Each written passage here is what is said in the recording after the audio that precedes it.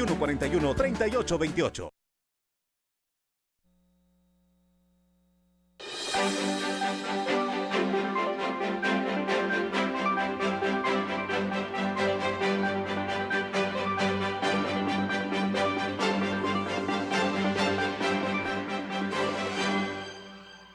Muy buenas noches, buen inicio de semana. Gracias por sintonizar TN23 y su programa A la Medida. Hoy tenemos un anuncio muy importante. Les vamos a presentar y dar la bienvenida oficial a nuestro nuevo analista. Él es Fernando Prera y desde hoy se incorpora al equipo de TN23 y el programa A la Medida. Así que le doy la bienvenida, Fernando. Buenas noches, ¿cómo estás? Qué gusto tenerte acá. Mi querida Sandy, qué gusto es para mí realmente decirte hola y muchas gracias por esas palabras de bienvenida y sobre todo estar para cada uno de ustedes, amigos y amigas televidentes, en este importante espacio de TN23 acá en A la Medida, para llevarle un análisis completo de lo más importante que está generándose en nuestro país y por supuesto también en otras latitudes geográficas. Y aquí estamos para servirles. Muchas gracias por permitirnos entrar a sus hogares y compartir con ustedes un poquito de lo que está sucediendo, no solo en el análisis jurídico, sino por supuesto en los comentarios y en toda esa amplitud informativa que Sandy Monroy nos presenta acá, en este su espacio A la Medida. Así que el equipo se integra nuevamente, le presentaremos los temas destacados. Siempre tenemos 3 temas para el análisis. Estaremos entonces analizando esos temas relevantes con Fernando Prera. Comenzamos con... De acuerdo al PNUD, son 103 municipios que se clasifican de mediano a muy alto riesgo, siendo esta última categoría con 8 municipios. Ante ello, se definieron varias mesas de trabajo. Y nosotros estamos pensando en este momento en cero conflictividad. Y estamos trabajando aquí con las diferentes instituciones, Ministerio Público, el Ministerio de Gobernación, con la cooperación internacional a través de PNUD, y lo estamos haciendo confiando en la capacidad de diálogo, en la capacidad de cero confrontación. Nosotros pretendemos con esta comunicación que vamos a tener con las juntas departamentales y posteriormente con las municipales ir reduciendo todas esas posibilidades. Sería mucho mejor que no pensemos en que va a crecer el número, pero también eso es incierto. Resulta de que ya acercándose el día de las elecciones pueden variar bastante las situaciones, dependiendo de cómo esté precisamente toda la cuestión de, digamos, de la participación de los mismos candidatos. Y de esa cuenta es bastante importante lo que yo les mencionaba, que tiene previsto, de acuerdo al cronograma presentado por el Ministerio Público, suscribir ese acuerdo a nivel nacional con todas las organizaciones políticas. Muy bien, de esta manera entonces es que el Tribunal Supremo Electoral continúa con los preparativos para las elecciones generales que se desarrollarán el próximo junio. Así es como también se inicia una serie de mapeos para verificar cómo está en este momento la situación en cuanto a la conflictividad que se puede registrar. Y llama la atención, Fernando, porque se dice que son más de 100 municipios que están con un riesgo para que se presente conflictividad durante las elecciones. Y esto también pues pone en alerta a las autoridades por el número elevado también de municipios. Sandy, realmente hacer un análisis numérico de más de 100 municipios sobre la totalidad de la República de Guatemala, 340 municipios en total que conforman a nuestro territorio guatemalteco, y hablar que un tercio de ellos tiene este esquema de una costumbre arraigada de años en donde el no estar conforme con lo que sucede con la decisión del pueblo, la decisión de la mayoría de personas que pertenecen y que están inscritas en el padrón electoral y que van ese día de las elecciones, que en este caso va a ser la primera vuelta el 25 de junio. ¿Qué va a suceder? Vamos a llegar a través de ese sufragio, ¿verdad?, emitir lo que queremos para nuestra Guatemala en los próximos 4 años. No solo a nivel de la presidencia y la vicepresidencia de la República, sino que también la elección, por supuesto, de los diputados, tanto dentro del organismo legislativo como a nivel del Parlacén, también los alcaldes, ¿verdad? 340 alcaldes y sus consejos que son electos por el pueblo.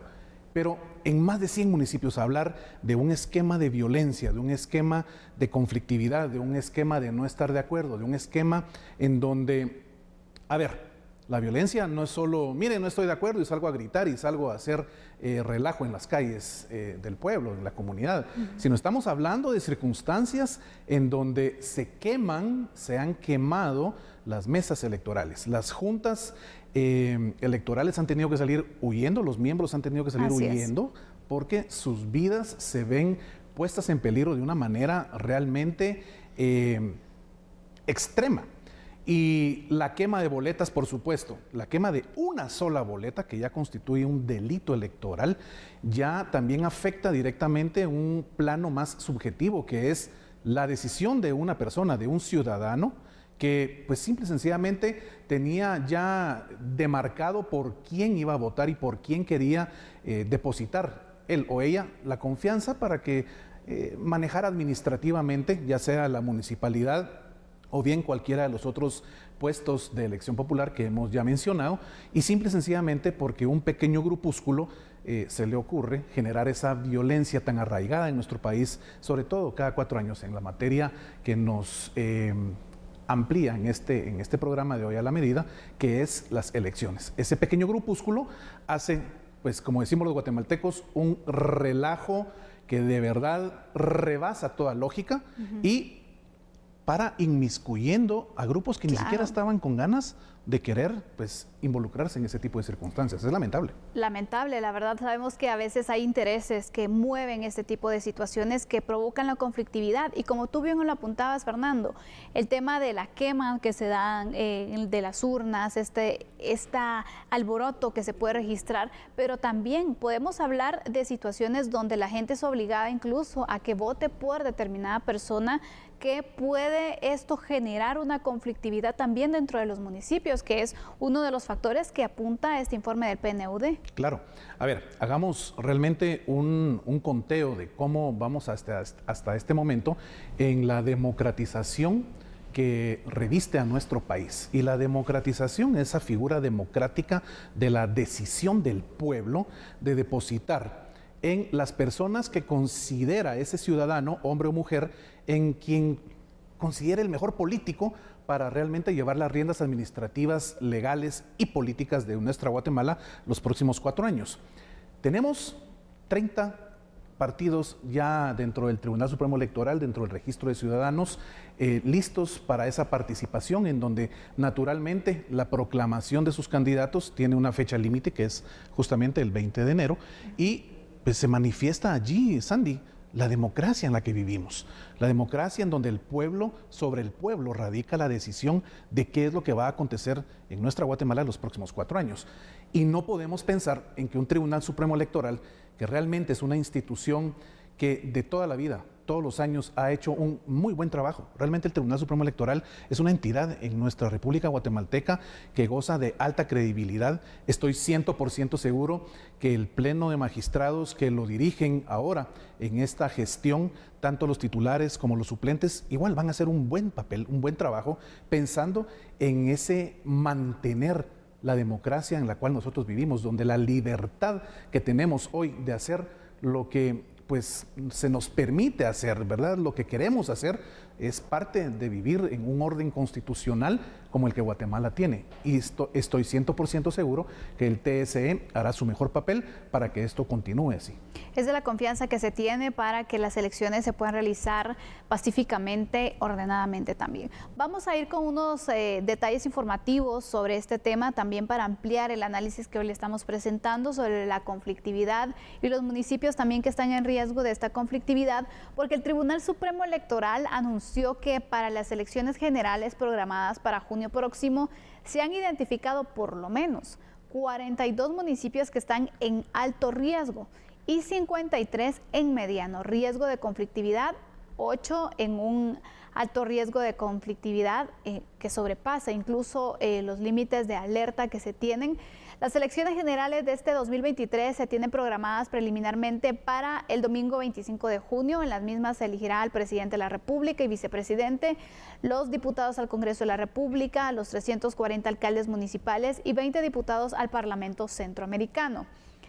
Y bueno, las zonas identificadas como de alto riesgo, que son consideradas como de mayor conflictividad, están ubicadas, escuchen muy bien, En Escuintla, Suchitepeques, Retaluleu, San Marcos, Huehuetenango, Quiché, Zacapa, Jutiapa e Izabal. Mientras que los de mediano riesgo están también, hay parte de Escuintla que se encuentra en mediano riesgo, así como algunas regiones de Suchitepeques, de Retaluleu, de Quetzaltenango, San Marcos, Huehuetenango, Quiché, Totonicapán, Alta Verapaz, Baja Verapaz, Zacapa, Jutiapa, Santa Rosa, Izabal, Guatemala, El Progreso y Petén. Me llama la atención porque hay varios departamentos, Fernando, que se repiten en cuanto a tener un mediano y un alto riesgo. Imagínate, no se van a librar de presentar algún tipo de conflictividad, como por ejemplo el caso de Escuintla, de Suchitepeques, de Jutiapa, de Zacapa, Guatemala, que son algunos que entonces que hay regiones que tienen alto riesgo y otras que tienen mediano, es decir, va a ser conflictivo en general. Claro, y creo que acá es muy importante, Sandy, hacerle ver a todos nuestros amigos y amigas televidentes que nos acompañan en esta noche que nuestra estructura legal en Guatemala tiene muy bien identificados los delitos en materia electoral. ¿Qué significa esto? Que si yo, ciudadano, tomo la decisión, porque a ver, cometer un delito es un tema de decisión propia. Yo siempre trato de manejar un esquema con las personas con las que entro en contacto, en comunicación, que basta menos de un segundo de tiempo en nuestra vida para tomar la peor de las decisiones, que nos puede vetar un futuro realmente con nuestra familia, en nuestro trabajo, con nuestras garantías y libertades. Y en ese segundo en donde yo, ciudadano, decido cometer un delito en materia electoral, es decir, quema de boletas, coacción a los miembros de las juntas electorales, realmente hacer uso de mi influencia en la comunidad para que todos mis vecinos vayan y aparte de estar gritando, llevando palos, llevando armas, llevando machetes, llevando armas punzocortantes, armas de fuego, violenten esos espacios en donde precisamente descansa la democracia de nuestra Guatemala y violenten de esta manera lo que nuestro Código Penal tiene establecido como espacios ya que están plenamente identificados en donde cualquiera de nosotros puede verse involucrados. Entonces, cometer un delito, ¿verdad?, nos va a poner de frente ante el Código Penal y lo que viene es una sanción que puede incluso hacer que cualquiera de nuestros amigos y amigas televidentes que nos ven, que en algún momento pudieran, por algún tema de debilidad en el momento de participar en estas turbas y hacerlo, puedan realmente enfrentarse a la privación de su libertad, desde 2 años hasta 8 años. ¿Puede usted imaginarse? Por ir a quemar unas boletas, por ir a hacer espacios delictivos que no tienen realmente una razón de ser, que usted por 8 años esté alejado de su familia, de sus hijos, de su cónyuge, de papá, de mamá, creo que no vale la pena. No, sinceramente, tenemos que pensar en esas consecuencias legales que puede traer porque los delitos electorales están estipulados, tienen sus sanciones también muy bien establecidas y recordemos que si nosotros nos prestamos a este tipo de actos que van al margen de la ley, podemos tener las repercusiones también. Entonces, no hagamos de esta fiesta cívica una situación de tragedia, porque hay personas que no están ni siquiera involucradas, personas que no tienen nada que ver con estos intereses que resultan afectados y creo que no es justo para nuestra democracia también. Vamos a finalizar este primer tema de análisis. Le hemos presentado entonces cómo se han ido aumentando los municipios que están con riesgos de conflictividad electoral. Ya las autoridades se están reuniendo para poder plantear el plan operativo para prevención y seguridad en las elecciones generales. Haremos una pausa. Cuando regresemos hablaremos acerca de la alerta Alba Kenneth, que por cierto ya tiene su reglamento. Ya volvemos.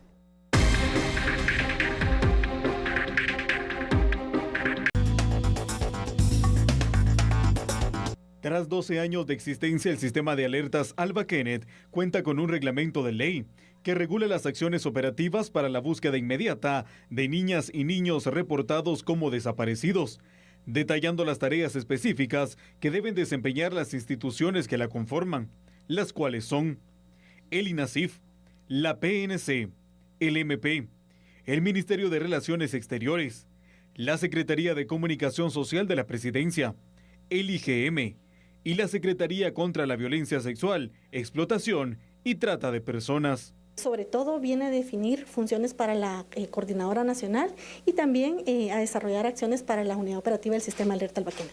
El reglamento establece, por ejemplo, en el caso del INASIF, dar seguimiento a los casos de menores fallecidos sin identificar, a la Policía Nacional Civil, dar seguimiento a los procesos de búsqueda y a la Secretaría de Comunicación Social de la Presidencia, emitir y difundir los boletines de desaparición. Todo esto en coordinación conjunta.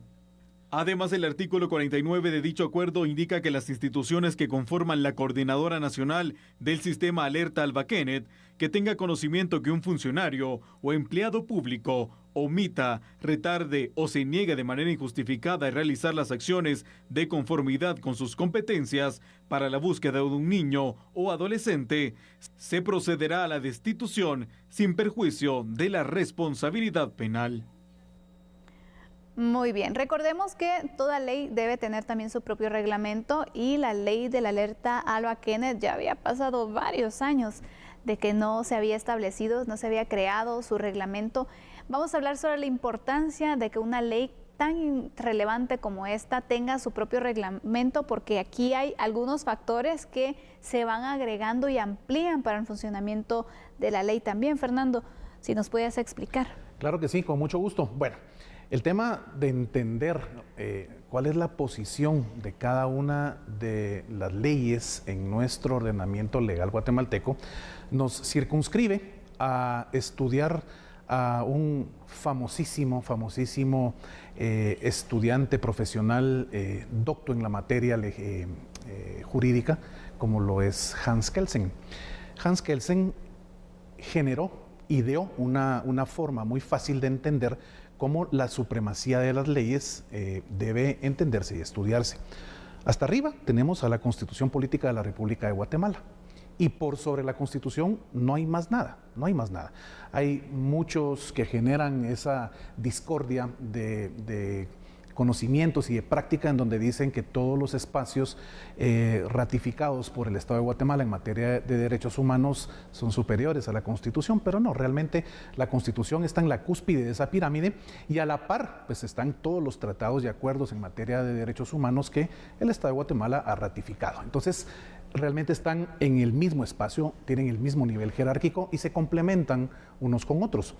Por debajo de la Constitución, pues ya tenemos las leyes constitucionales, tenemos las leyes ordinarias, tenemos también todo el espacio de los reglamentos y las normas individualizadas. Para no entrar en una explicación que pueda generarle a usted de qué me está hablando este abogado, lo que quiero es que entendamos que cuando hay una ley ordinaria, entiéndase nuestro código penal, ¿verdad? Nuestro código de comercio, nuestro código civil y así, todas las leyes que tienen ese rango de estar dentro de ese nombre llamado leyes ordinarias. Esas leyes que han sido emitidas, ¿verdad?, dentro del organismo legislativo. Acá estas leyes abarcan un gran espacio, una materia específica de aplicación de todo su contenido para el día a día que usted y yo tenemos. No hay un solo espacio en donde Sandy, en donde Fernando Prera, en donde usted, amigo, amiga televidente que nos acompaña acá en A la Medida, no tenga un regulador legal. En todo lo que usted hace, allí está presente una ley ordinaria. Pero hay espacios, hay como distancias a donde la ley ordinaria ya no llegó. Para eso se crea entonces el reglamento. Ese reglamento viene a ser esa mano derecha, viene a ser esa ampliación de la aplicación del contenido de la norma que está precisamente en la ley ordinaria, y el reglamento lo que hace es poner de manifiesto cómo se va a ejecutar, cómo se va a implementar, cómo se va a poner en práctica el contenido de esa ley ordinaria, pues que tiene definitivamente muchos parámetros, muchas aristas, en donde está regulada pues la cotidianidad de todos y cada uno de nosotros. Entonces, el tener hoy para una ley tan elemental como la que abarca la alerta Alba Kenneth, un reglamento que ya estipula la implementación, la regulación, la puesta en práctica del contenido de la ley a través de su reglamento, definitivamente es un gran avance para nuestra Guatemala. Y por sobre todo, para el tema tan elemental de la certeza jurídica y por sobre todo, la libertad, la garantía primaria que la Constitución establece en materia de la libertad y de la seguridad de nuestros niños y niñas. Y esto precisamente viene a coadyuvar a que podamos tener definitivamente, Sandy, una tranquilidad de que esto puede funcionar de mejor manera. Y es así como se va a poner de manifiesto. Exactamente, da el instructivo incluso para las instituciones, que recordemos que la ley de la alerta Alba Kenneth pues tiene varias instituciones que deben funcionar, pero llamaba la atención porque en su momento se indicaba que habían ciertas limitaciones de hasta dónde podían llegar o qué debían hacer las distintas instituciones que están involucradas en el funcionamiento de esta ley por la falta del reglamento. Un reglamento que desde el 2010 se debió haber creado, pero imagínense, 13 años y hasta ahora tenemos el reglamento. ¿Cómo limita el funcionamiento de una ley, de un proyecto como este, no contar con un reglamento, Fernando? Sandy, realmente son diversas las aristas para entender cómo la lentitud, cómo la burocratización afecta a todo el esquema de la administración pública, no solo en Guatemala, en cualquier país. Aquí podemos hacer un análisis de países de primer mundo y países que realmente no han logrado un avance pues que pueda ser realmente contundente.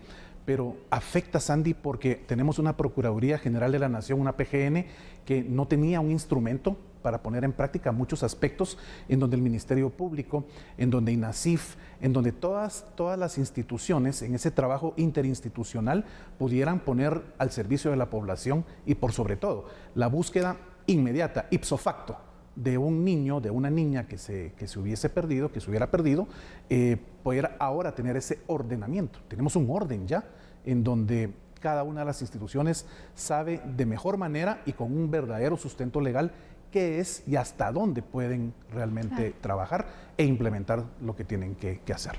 Vamos a ampliar la información con unos datos también para ir recapitulando algunos puntos sobre este tema de la alerta Isabel, de la alerta Alba Kenneth en este caso. Porque la ley del sistema de alerta Alba Kenneth fue aprobada de urgencia nacional. En el 2010 se dio esta situación y aunque en su artículo 16 establecía que en no más de 30 días se debía aprobar un reglamento, fue casi 12 años después que este se elaboró y se aprobó finalmente. En el Diario de Centroamérica, el Ministerio de Gobernación publicó el acuerdo 14-2023, con el cual se crea el reglamento de la ley del sistema de alerta Alba Kenneth. Alertas activadas, pero los niños ya aparecieron y esto se debe a que los responsables no los presentan para desactivar la búsqueda. Para evitar esto, en el reglamento, en el artículo 30, se establece una obligatoriedad de presentar al menor ante la autoridad competente. Yo creo que esto es lo que viene a favorecer, porque algunos tal vez le encontrarán como que, bueno, si está la ley, ¿para qué necesitamos un reglamento? No, es parte del funcionamiento también que se puede tener de este sistema de alerta Alba Kenneth, porque aquí es donde se especifica, ¿no? Si usted llega a presentar el reporte que su hijo desapareció, se activa la alerta Alba Kenneth, tiene la obligación de que cuando aparezca tiene que presentarlo y decir, mire, aquí está, y bueno, la desactivamos, porque ahora de todas las alertas que están activas no sabemos cuántas realmente todavía necesitan localizarse a los menores. Claro. Y cuántos ya aparecieron, que son casos donde no se puede entonces contabilizar y los esfuerzos se reducen, porque imagínate, buscar más de 100 niños y realmente los que están desaparecidos son 20, estás teniendo mucho más carga laboral de la que se necesita. Entonces, es un descontrol también que se tiene actualmente. Y el término que utilizaba hace algunos instantes, la burocracia, es algo necesario, es parte de la administración pública, no solo en Guatemala, en cualquier país.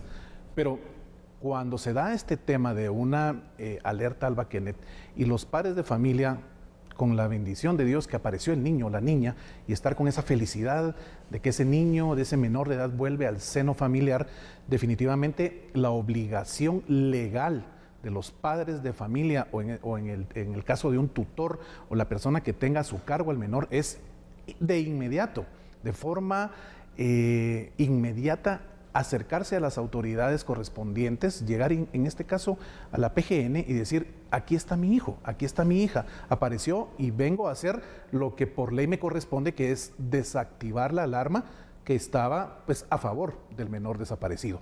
Te puedes imaginar qué sucede si esta familia tiene algún plan a nivel migratorio y necesita que el niño se mueva con los padres de familia de un lugar a otro por X o Y razón. No lo van a poder hacer porque la alerta aún sigue activada. Entonces nosotros mismos, como ciudadanos, somos los que generamos el tortuguismo en nuestra administración pública al no hacer algo tan elemental como llegar, en este caso, con la autoridad competente y hacer lo que nos toca, desactivar en este caso la alerta Alba Kenneth que se había generado a favor de nuestro menor desaparecido.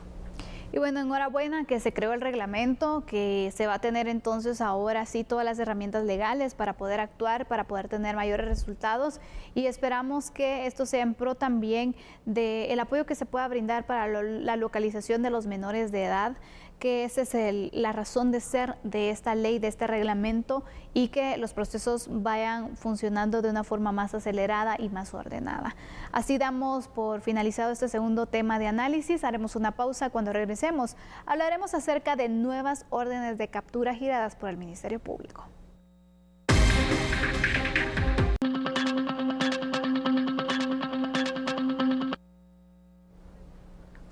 Muy bien, tenemos este tema para el análisis, pero antes de entrar de lleno con el análisis, el último análisis de A la Medida, vamos a ir con información que se ha desarrollado hace unos momentos. Recordemos que ayer se han reportado sismos, de hecho un enjambre sísmico se ha registrado en algunos lugares de nuestro país, en Jutiapa, por ejemplo, es uno de los puntos donde se han registrado ya varios movimientos telúricos. La periodista Mabel Saucedo ha viajado a esta área del país para darle seguimiento y precisamente en medio de esa cobertura nuevamente se registra un sismo, así que vamos a enlazarnos con ella para que nos pueda relatar dónde se encuentra y también qué es lo que ha sucedido. Buenas noches, Mabel, te saludo desde el set principal de TN23 A la Medida. Adelante con tu reporte.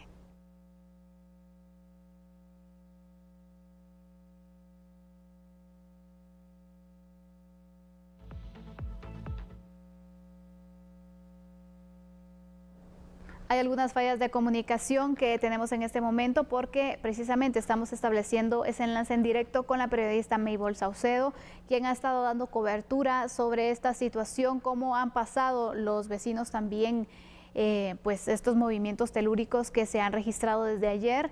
Hoy se han registrado nuevamente y hace unos momentos también se ha reportado. Estaremos estableciendo la comunicación en unos momentos.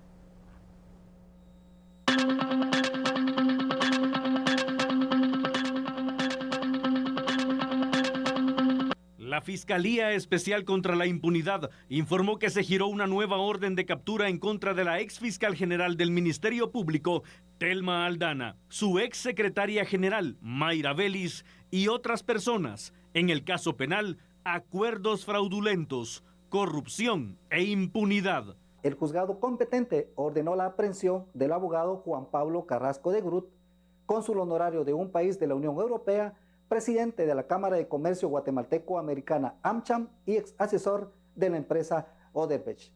Así también se autorizó la aprehensión del exfiscal general de la República y jefe del Ministerio Público, Telma Esperanza Aldana Hernández, la exsecretaria general del Ministerio Público, Mayra Johanna Vélez López, y el exmandatario de la CICIG, Luis David Gaitán Arana. Según la investigación preliminar de la FESI, las personas involucradas participaron en la aprobación ilegal de los convenios de colaboración eficaz en el proceso Odebrecht Guatemala. Le indica que el exfiscal general Telma Aldana y el excomisionado de la CICIG, Iván Velázquez Gómez, solicitan que se realicen cambios a los acuerdos de colaboración eficaz. El 3 de agosto de 2017, Juan Pablo Carrasco de Groot envía correo electrónico al abogado brasileño Guillermo Solís y le informa sobre una reunión sostenida en la CICIG y en la que participaron la ex fiscal general Telma Aldana y el excomisionado de la CICIG, Iván Velázquez Gómez, quienes otorgan el visto bueno para que se suscriban los acuerdos de colaboración eficaz en Brasil, lo cual denota que tenían pleno conocimiento de las oscuras y corruptas negociaciones que se estaban realizando con la empresa Odebrecht. Las investigaciones alcanzan al ex jefe de la desaparecida Comisión Internacional contra la Impunidad en Guatemala, CICIG, Iván Velázquez. Se harán los esfuerzos necesarios para que enfrenten a la justicia, subrayó el jefe de la FESI, Rafael Curruchiche. El excomisionado de la Comisión Internacional contra la Impunidad en Guatemala, CICIG, Iván Velázquez Gómez, y la exfuncionaria de CICIG, Luz Adriana Camargo Garzón, la Fiscalía Especial contra la Impunidad categóricamente manifiesta que no escatimará esfuerzo alguno para que quienes resulten responsables rindan cuentas ante la justicia y paguen por sus actos con todo el peso de la ley. La ex jefa del ente investigativo, Telma Esperanza Aldana Hernández, suma su 4ª orden de captura en el sistema de justicia de Guatemala. Muy bien, continúan entonces las investigaciones contra estos funcionarios, exfuncionarios que pues dirigían el Ministerio Público, y son casos realmente pues de impacto. El caso Odebrecht, Fernando, pues ha dado mucho de qué hablar. Hay varias personas que están siendo procesadas, y esta nueva investigación que apunta que ya se sabía de lo que estaba sucediendo en su momento también da nuevos argumentos para las investigaciones. Totalmente, Sandy. Hay que entender un concepto, y es que Guatemala es un país soberano. Es un país que dentro de esa soberanía debemos entender la independencia de las decisiones internas que se toman en función de qué es lo mejor para nuestro ordenamiento jurídico interno. Entonces, por supuesto, habrá un grupo de guatemaltecos que puedan decir una cosa y se vayan por una línea de pensamiento, y otro grupo que tendrá un concepto totalmente distinto a este primero. Sin embargo, aquí hay una premisa, y ninguno de los que habitamos esta bella República Guatemalteca, más de 17 millones de habitantes, ninguno es superior a la ley. Y la ley es ese paraguas genérico, siempre trato de hacer esta ejemplificación. Es un paraguas, y abajo de ese paraguas estamos todos y cada uno de nosotros. No hay nadie por encima de ese paraguas, no hay nadie por encima de la ley guatemalteca. Y si la ley ha establecido la necesidad de generar estas líneas de investigación a través de la institución que se ha constituido, ¿verdad?, gracias a nuestro espacio de ordenamiento constitucional, como lo es el MP, el Ministerio Público, pues ellos tendrán dentro de su trabajo diario ese esquema de recabación de pruebas, tendrán ya ese trabajo a través de la FESI, en donde pues naturalmente tenemos esa noticia que hoy es parte de la coyuntura nacional, Sandy. Y simple y sencillamente, aunque le guste a muchos o no les guste, nadie es superior a la ley. Exactamente. Aquí lo que me llama la atención también es que ya van varios procesos en los cuales está siendo investigada la exfiscal general Telma Aldana, pero no tenemos ninguna certeza de que cuándo puede realizarse alguno de los juicios que están contra ella, que ella pueda presentar incluso sus pruebas de descargo, porque hay que recordar algo. Aquí son señalamientos, son acusaciones que se realizan, pero siendo un debido proceso, también está la defensa de la persona acusada, que creo que es el proceso que se debe realizar, pero no sabemos cuándo podría Telma Aldana comparecer ante la justicia guatemalteca. Claro, y no solo Telma Aldana, estamos viendo que también Mayra Vélez, ¿verdad? Dentro de esos derechos que la misma Constitución le generan a ella, le permiten tener ese derecho de defensa, que es algo tan elemental para todos y cada uno de los guatemaltecos, ¿verdad? Ser citado, oído y vencido en un tribunal competente, en un tribunal preestablecido.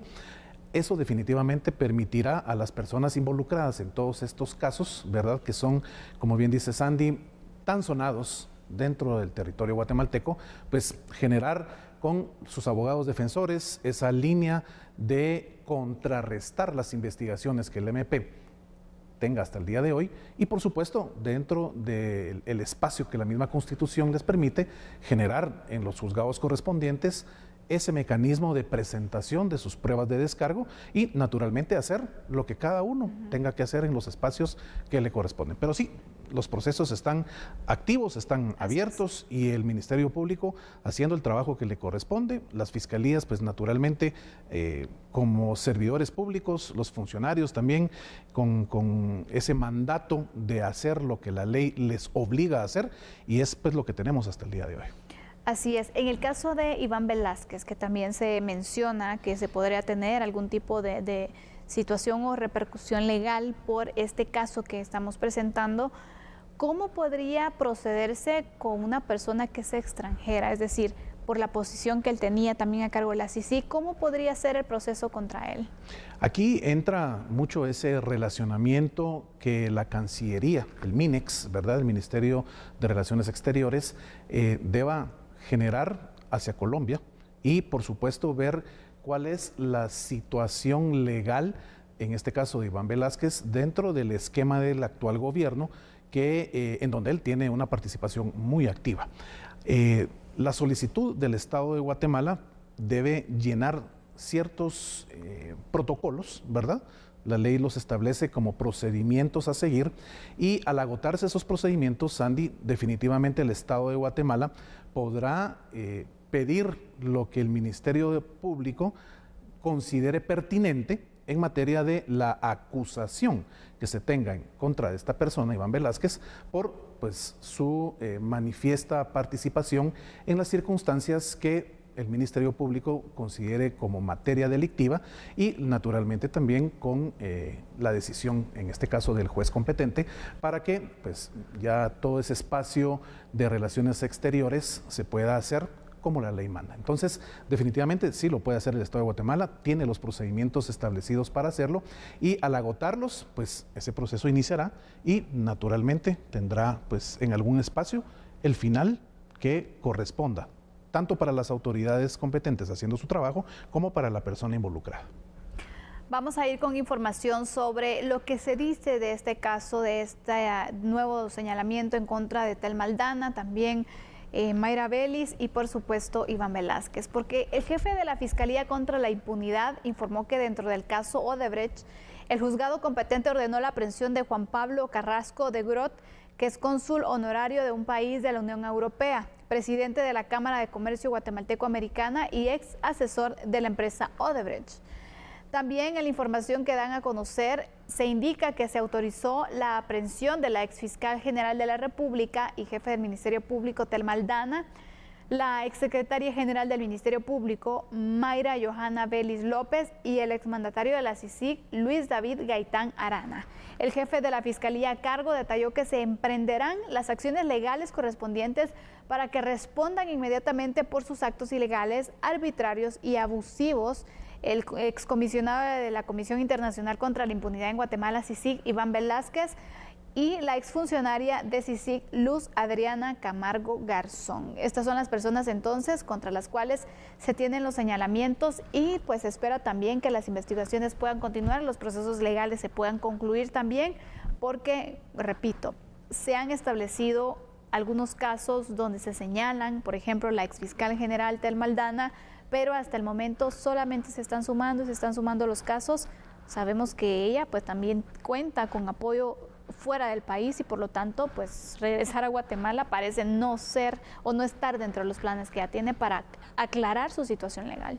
Totalmente, Sandy. Y aquí debemos entender algo. Se giran las órdenes de captura porque previamente hay un trabajo de investigación que ha ido agotando lo que te explicaba hace un momento, ¿verdad? Y le compartía a nuestros amigos televidentes. Los procedimientos, uno por uno, se han agotado dentro de la Fiscalía a cargo de esta investigación. Se llega a la conclusión de que el paso que debe venir es la solicitud de la orden de captura, en este caso una orden de captura internacional, y por supuesto entonces todo el esquema de nuestro ordenamiento judicial entra a hacer lo que por mandato deben hacer.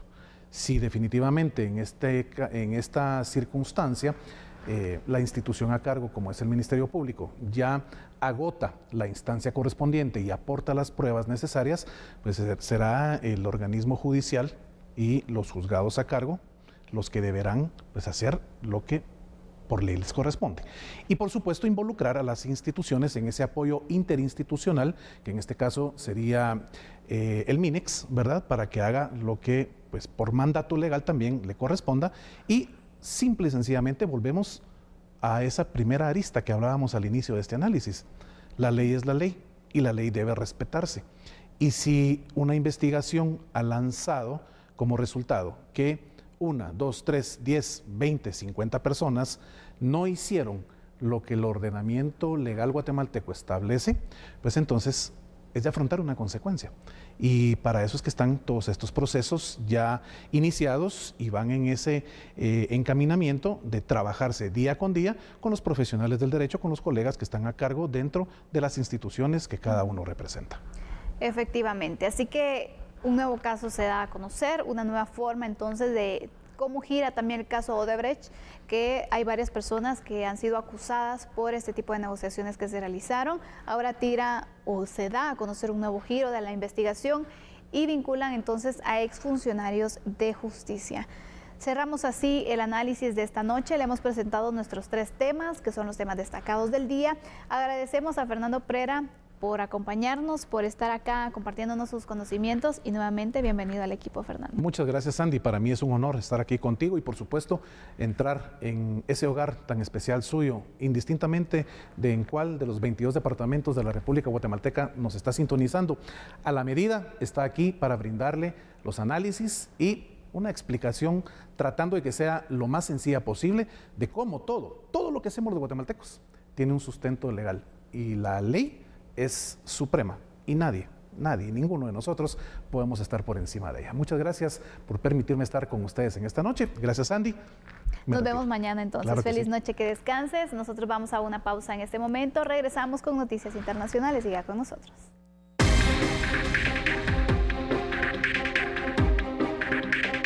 Finalizamos este programa. Gracias por acompañarnos. Feliz noche.